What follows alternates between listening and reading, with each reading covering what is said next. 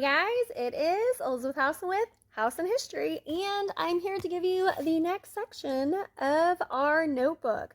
So once again, remember, our notes are not the activities. They are just the resource for the students to have. So here we go. We are on Unit 2, Causes of the American Revolution and the American Revolution all together.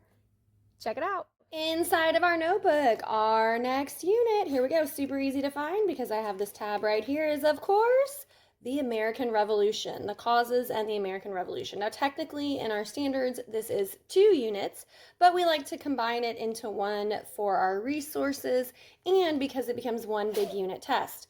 We of course start with our passport right over here. Here is my 25 questions based upon the standards.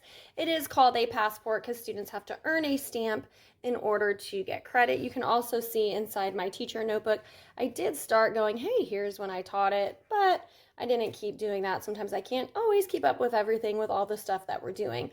And as we came close to the test, sometimes I would ask kids, hey, what do you want me to go over? And I would do that.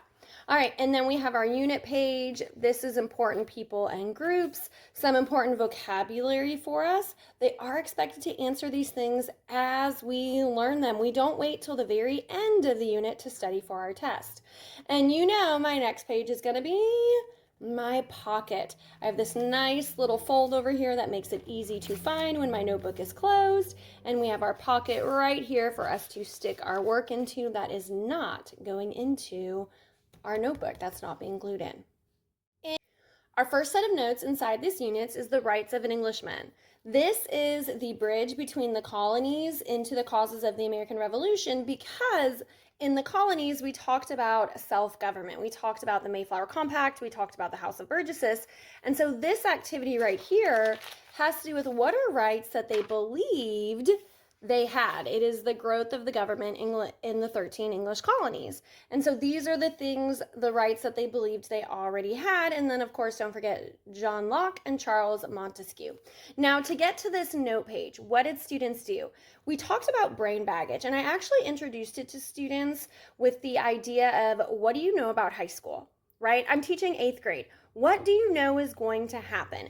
And we talk about the brain baggage that you already carry with you, the ideas that you know, and where you get those ideas from.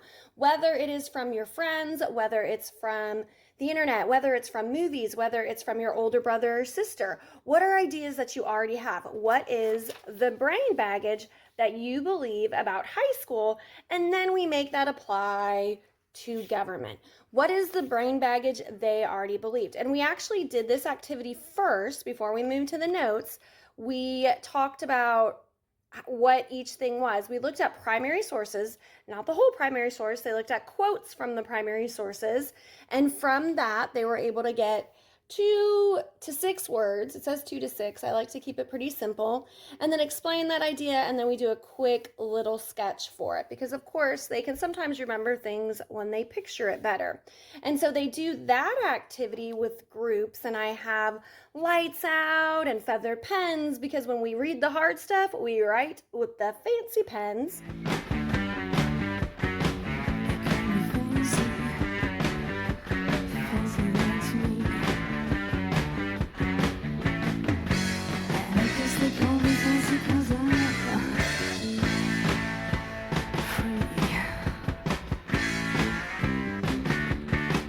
Notes do not take that long because they've already done the activity. The next item is our French and Indian War, and so right here we have these notes. Once again, it is a booklet. Now for me to do this, we did do this paper right here and I did it with them, and we had videos to watch, so I would flip back and forth from my note taking into my videos, and then they would come on here to answer them and we would go through it as a class. French and Indian War for us in Texas is not a whole bunch in depth. They don't have to know everything about the war. There are certain things, and so I want to make sure they get those certain things down. So these are the notes. I find videos on YouTube that we use. I kind of clip them in on where we start and stop. I put those into slides because I can clip the time in for it, and so they're able to use this. Notice I have that fill in the blank. They love being able to do this. I think our next item is, of course, our mapping. So we must have been on a Monday, and you can see where we added Some new ideas. We have the Ohio River Valley, the king saying stop with the proclamation of 1763. And the colonists are getting upset. The king is getting upset at them. So you definitely see the buildup of our Mapping Monday, but we went backwards to make sure we review. So we're always spiraling back. My next page right here, sometimes we just gotta give them the mnemonic, and this is a long one. It is a long one, but luckily it is at the beginning of the year. And because it's at the beginning of the year and we practice it a lot, they are going to remember it. Nate Smith saves quarters daily to buy better iPhones forever. We added this forever just in the last few years. I know when I first introduced this idea years ago, I did not have forever, but First Continental Congress is so very important for the students to remember, and it gets tested sometimes. And so having it so early in the year, we definitely go over it over and over and over again, and that helps them right here to remember these things as they go down. This is just a resource page. It is not the activity. I'm going to talk to you about the activity in just a second. But I did put it on a colored sheet. I cut it in half. I print 2 per page, cut it in half. Students glue it in. We go over this, and then we fill in right here. Our next activity that we have glued in here, and this was a little bit longer. Notice I didn't do it in half because I needed just a little bit more space. So I did print it on a full sheet and then cut the bottom and cut one side off just because I needed more space on it. But you'll see this is some, all the way to right here, of our acts that cause the colonists to react. Remember, we're talking about cause and effect. What is the activity I did with this? Well, just like the French and Indian War, I do have slides through notes that we go through, and it's not them just copying it in. It is actually lots of little video clips. I love some of the songs that there are that go with these Parliament acts. NBC also has some great video clips of these different acts and stuff like that, and so I clip those in. And from that, we talk about it. Guys, I love a good video clip. If it's short, if it is interesting, if it can kind of get the students questioning it. I also love a great movie clip. I love to watch movies. That's part of the reason I love history. And so we go through that with this. And on my clips, we actually have higher level thinking questions that we do where the students turn and talk, where they think, pair, and share. And so this is just what is going inside our notebook, but you can see our notes in there. On my next page, this went with a reading right here that we actually, I think I was out, I had a sub in, so what are they gonna do? And so they did this, and it was graded. I'll show you my students right here. And so right here you can see they read through the reading. Each paragraph was numbered, and so they have the numbers right there for them. And they had to tell me what was the main word, give me a 6-word or less summary, and a quick illustration. And they found our reading on Schoology. And so this was a great sub-activity that they could do, and it still went over what we needed in our notes and what we need to go. So something that they can do while I am not there. Next thing, must have had a Tuesday coming, is we have our Timeline Tuesday in which we fill in. Here's my dates up there. There are my events. And notice we're adding to it. We're going backwards and then adding. Our next page is our notes for our events in Boston. So you can definitely see the Boston Massacre, the Boston Tea Party, how it leads to the First Continental Congress, and then we're slowly going into Lexington and Concord. What you don't see is the activity that we did, especially on the Boston Massacre. We did a DIGS where we looked at the Boston Massacre. We actually had a crime scene analysis. We then looked at the primary source newspaper article out of London. And then, of course, Paul Revere's engraving. And so we're starting to use that idea of propaganda with the students right in there. And so that activity is super fun for them.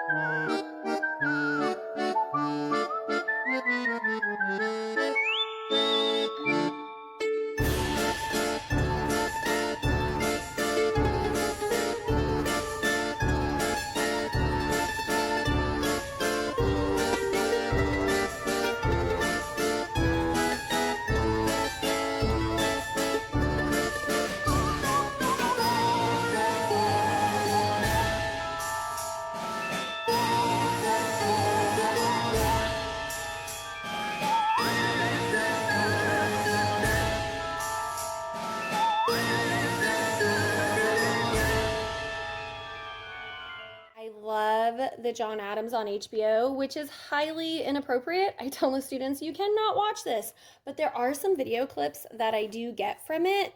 This video clip about the Boston Tea Party and the tarring and feathering, it is not an appropriate video clip unless you find the one on YouTube, which somebody in their educational wizardry blacked out and changed it around, so you are not seeing anything inappropriate. And so the kids are always like, oh my gosh, it is great. It's a great hook for them to see why the colonists were so upset. We then go into the intolerable acts and how they cannot tolerate them right there. But don't forget, my students also did that reading because I was out and they had a sub, so it makes it pretty easy for us to talk about. We then had a Monday, and you can see us adding right here, inside here, and my Boston, making sure they know where that is. Part of my triangular trade and why it was so important, I do Boston, New York City, and Charleston, South Carolina. But this one is not, there's not a lot to add here, but it is a great review. It's a great spiral. We always want to do it so that they're spiraling back to remember. Our next page is propaganda. And what are they doing to try to convince the undecided to join the patriotic side? We are specifically talking about patriotic propaganda. And so in this activity, we have our notes right here. Remember, it's not the activity. I've done a few things. I've done like a word cloud where I give different groups words and they'll watch Patrick Henry's speech. There's a really good reenactment on YouTube, and they'll fill in words in the word cloud or they'll connect them. We'll do the common sense video with the song that is being sung on YouTube. I'm sure you know it. It's super fun. And then Mercy Otis Warren, because we want to make sure that we have different types of people in there. And we make sure with propaganda, we talk about how it is not for the patriots. It's not for the loyalists. It is for those that don't know who they are voting for. And so this is always a fun lesson too. And these are the notes we put in there. My Second Continental Congress, these notes go along with a reading that they have, and so they're able to fill in these notes based upon the reading, and so we then glue that right in there and make sure that we go over it. Our next page, make sure I'm not, there we go, is actually our preamble. We have the students memorize the preamble, and so they have different levels that they can earn a grade for. This is great because it becomes something that they definitely remember. Even today when I see them, they can say, hey, Miss Howson, and they'll remember parts of it. Like life, liberty, and the pursuit of happiness, because we have seen that on our state testing where it's specifically asking about those unalienable rights, and we want to make sure they have them memorized. And so they have that right in there so that they don't lose it. Our next item, American Revolution events. Like I said, I am all about the memory techniques. Let's start devouring some very yummy tacos. And we use this V timeline in order for students to remember it. And you might go, well, why? V is for victory? Yes, it's for victory. But this right here, this turning point of Saratoga, was kind of what started this idea of the V. And we started at the top where we were like, hey, we're feeling really good about this war. We think we can win. They're going to meet at the Continental Congress to discuss it some more. We're not too sure, but we're still going to sign the Declaration of Independence because we know that we deserve those rights. We talk about those rights of an Englishman. Unfortunately, they don't win a lot of battles. They're struggling. They do win some, but it is this turning point of Saratoga in which we start to work our way back up. We train at Valley Forge. We have the battle at Yorktown, and we, of course, end at the top, the Treaty of Paris, when they signed that in 1783. And so these are the notes. Yes, these are copying for the students, but we also make sure that they remember it because we're going to do it on our timeline Tuesday, and they're going to be tested over it later. My next page is talking specifically about my preamble and my Declaration of Independence. You'll notice I gave them the memorization a few weeks early. I usually give it to them 2 weeks early whenever I'm going to call them to tell me the preamble, and they come out into the hallway, and they also have to answer questions about it. So we have our preamble right here. This activity, They go through each item. So this is an activity that we do, and they go through each one, they explain it in their words, and they draw a picture. And of course, we have an analysis statement to go with it, and that is printed onto a booklet so that they can glue it in here. Our next one is our Declaration of Independence notes. We do want to make sure that they know the pertinent information for our Declaration of Independence. So on the outside, we have some information that I give them. I ask them questions as we go through it. And then on the inside, remember, we've already looked at the preamble, so we can do that. We're going back to our first page of notes, that brain baggage. Where did they get these ideas from? Talking about John Locke and things like that. Going through the complaints. This does not include the activity we did on the Declaration of Independence and the complaints that they had. I had the students look at the complaints. They're going to rank the complaints. They're going to decide which complaints they think are the most important. And then from there, we're only going to pull out 4 that the students come up with on which ones they think are going to be the most important. Do I try to guide them? Yes. And so we write that in there. And then what is decided in part 5. And then, of course, we can never forget Abigail Adams. Remember the ladies. We want to make sure that they have that in. Our next page right here, this is a timeline, one of our Timeline Tuesdays. This was actually a graded one. I created these, and I'll link them down below, in which students are going to fill in. So, you know, sometimes we write it out, sometimes we fill it in too. And so this was a great way for me to test them. Hey, have you been studying? Do you remember your stuff? And so you can definitely see where they are filling in that information right there. Our next one is talking about the armies and comparing those armies, the Continental Army and the British Army. They actually had readings. These are small on here. I gave them on here to where they could highlight, or in groups they have bigger sheets of them. And so from each reading they decide, is it an advantage or a disadvantage, and then what would be the summary of it. So what are the advantages of the Continental Army, or strengths? What are the weaknesses or disadvantages of our Continental Army too? And so this way we can talk about, well, we know the Continental Army wins, right? Like, I'm not going to hide it. It's not a surprise. We have the United States of America, but why do you think they win, even with the disadvantages they had compared to the British Army? Because on paper, it looks like the British Army should have won. Before we continue to the next page, I'm going to flip to the back because this got glued in. Sometimes it would go inside their pocket. This comes from America, the Story of Us. I love America, the Story of Us. I love some of the video clips in there. I clip them together into slides so that we can stop at each question. We can review it. We can talk about it. Wentworth Cheswell is not in there, so I had a little reading in there. We did that slide, answer the questions, and then we have the next clip, which is a video clip. So I kind of piece it together using Google Slides in there, and here are the questions that they answer as we go through it. This got glued into the end instead of being put in a pocket, which is totally fine, but you're seeing that just because I have my notes in here, we do other activities too. But going back, we have our mapping as we keep going. I went a little bit too far back. I'm sorry. Going back, we have our mapping right here. You can see we've added the United States under the Treaty of Paris. After we did that video from America, the Story of Us, I love a cringy film for my 8th graders.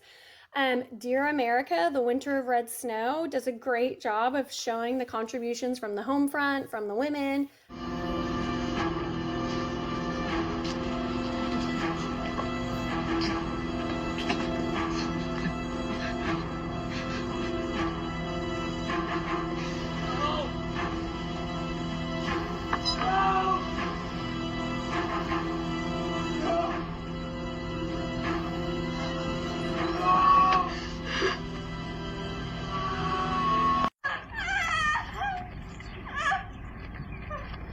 The baby's coming.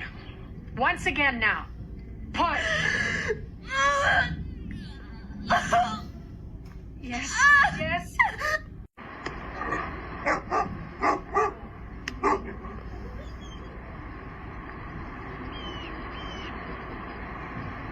I can see Pierce finally found use for my coat.